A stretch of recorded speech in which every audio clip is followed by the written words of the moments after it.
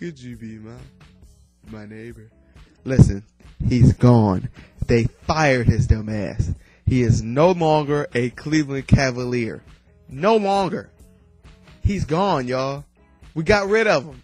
I've been preaching this for years, but nobody wanted to believe me. You know, Coach of the Year awards and all types of dumb, ignorant. What the hell? But the fact of the matter is he's gone.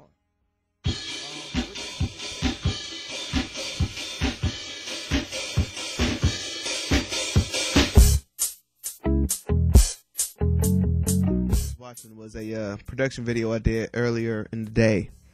Unfortunately, and very unfortunately, I had to retract that video due to some false statements that were put out earlier in the day there, about 9 o'clock this morning. I couldn't wait to get that video out either. I couldn't. I had to take it off YouTube. I had to rip it down on Facebook. I had to do all types of stuff. So, I mean, it is what it is. It'll do what it do.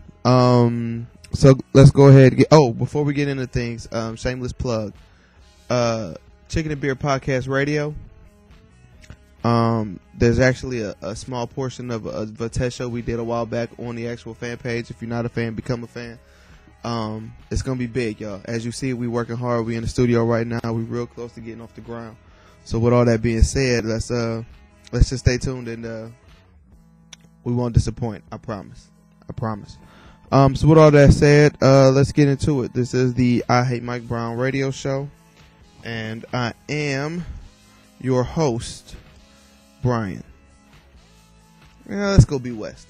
Yeah, I'm your host, B West. I'm in the building right now. Alright, so this guy's decision-making skills are just unbelievable. I don't really see how he's been our coach for this long. Honestly, I don't. To start off a game, first of all, y'all alright? Everybody doing okay? It was a rough loss. That might have been the most gut-wrenching, bubble-bursting, just unbelievable defeat in Cavaliers history. Like, y'all kind of knew we wasn't going to be San Antonio. You did. You didn't want us to get swept, but you kind of knew we wasn't going to win. We thought we was going all the way this year. We had it all, right? We had everything but a coach. Tell you that much. Decision-making. He started off with Shaq on KG last night.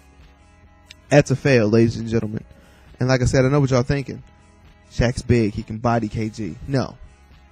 KG started off 5 for 5. He did what he wanted to do against Shaq. He was doing what he wanted to do against Jameson all series. There's no answer for that. KG's been the most consistent. Like I said, he started off 5 for 5. He finished 11 from 19 with 22 points and 12 rebounds. Ha. That's defense for you, right? That's a fail. There hasn't been an answer for that. Another guy there hasn't been an answer for, and I know y'all saw this coming. What's his name? Say it a little louder. Right. Rondo. He's terrible. Terrible. Not him as an individual was terrible. The performance we did against him was not way past terrible. It was god awful. Rondo put up highlight Celtics numbers, and there's been some really good Celtic players from way back when. He put up highlight Celtics numbers. Okay? The numbers that he put up in the series against us are going to last for a long time in Celtics history. That's crazy. That's absolutely crazy. And with all this being said, how KG can do his thing whenever he wanted to, and Rondo can do his thing whenever we wanted to, leads into my next point. When did we become a bad defensive team? In the playoffs? You got to be kidding me, right? Because everybody knows we can't score points. We've never been able to score points. Period. Mike Brown doesn't know how to orchestrate an offense. That's not what he does. We all know that. We've hung our hat on defense. This is how we won 60-plus games for 2 seasons. When did we become a bad defensive team? Huh? When did we let players come into the queue and blow us out by 30? When did this happen? I don't know when this happened, but it needs to not ever happen again. It needs to not ever happen again. We need to be able to move forward and move past this, and we'll start by getting rid of his ass. Period.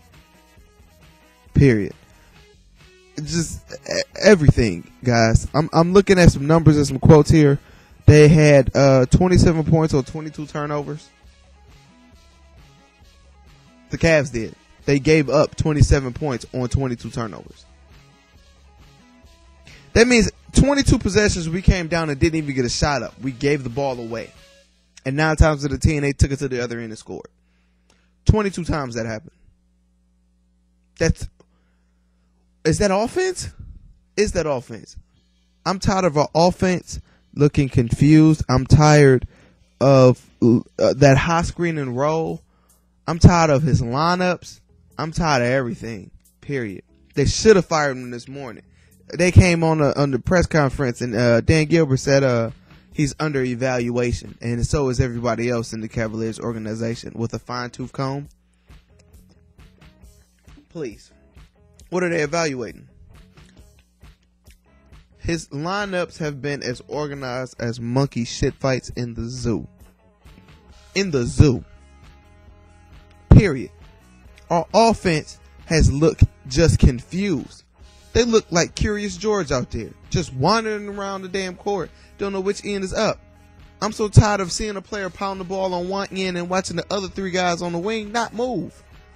There's a top of the key guy, and then here comes Andy, or here comes Z with that high screen and roll. You gotta be kidding me. There's no way that this guy is still our coach right now. We are out of the playoffs again prematurely because of him solely. How is it possible? How is it possible that he's still our coach? There's nothing else to evaluate. It's not. This guy's done. This guy is done. Seriously, this guy is done. And listen, the circus starts July 1st. The circus starts July 1st. July 1st, every team in the continental U.S. has the opportunity to throw LeBron everything, including the kitchen sink, and he can catch it if he wants to. You want to keep LeBron here? You start keeping LeBron here by getting a new coach that he likes. That he likes. Period. And I know that coaches aren't supposed to pick the players. It's the general management's job, and Danny Ferry and blah, blah, this and blah, blah, that. To hell with that. There isn't a Danny Ferry Jesus across the street from the Q. It's a LeBron Jesus. Big, godlike picture of him. And almost one of the biggest intersections in downtown Cleveland. Of him. Not of Danny Ferry. Not of Dan Gilbert. Of him. Why is that? Because he's the guy. He is. He's the guy. He's the key to our success. You let him leave, you can forget it. We'll rebuild him for another 6 years before we get anything close to this good of a team again. Period. He's the closest thing we've had to a championship caliber in decades. Decades. It's time, y'all. It's time. You want to keep LeBron in Cleveland? You keep LeBron in Cleveland by getting rid of D-Wade. By getting rid of Mike Brown. Excuse me. I had D-Wade on the mind because this is my next thought. Now listen, if you're following me on YouTube, if you follow me on Facebook, first of all, I want to say thank you. I appreciate it. But if you are, I want you to comment to this next question because I'm curious. I want to know what y'all thinking. The off season. Can't talk Cavs right now without talking off season. Like I said, July 1st is when it starts. I think LeBron's going to stay personally. I do. There's a $30 million house in Bath. There's family in France. There's history. It would take somebody from here who's root for the Cavs for a couple of years to know what it's like. So, there you go. I think he's going to stay. With that being said, who else are we going to bring in? Do you want Amari? Do you want Chris Bosh? I know personally, like I said, I want D-Wade. I do. I want D-Wade. I think he fits. I think he's the most aggressive. I do. And I know he wants out of Miami. But I want to know what y'all think. So let me know. Hit me up on Facebook. Comment on the video, or hit me up on YouTube. Comment on the video. Whatever you feel. But just let me know what y'all think. Alright, y'all. Well, I'm about out of time over here. So, like I said, I want to say thank you. We got to do what we can to get this guy out of here, y'all. We do. We got to do what we can to get this guy out of here. So, show your support. And I don't know. I'll bottle this shit up and send it to Dan Gilbert myself if I have to. But we got to get this man out of here. That was the last game of the season for us. So I guess I will see y'all football season. You'll definitely get some post-game shows out of me. And if you support, I appreciate it. If you don't, I mean, it is what it is. There's plenty of other shows on if you don't like what I do. So with all that being said, I will talk to you guys later. Peace. Oh, Chicken and Beer Podcast Radio. We next.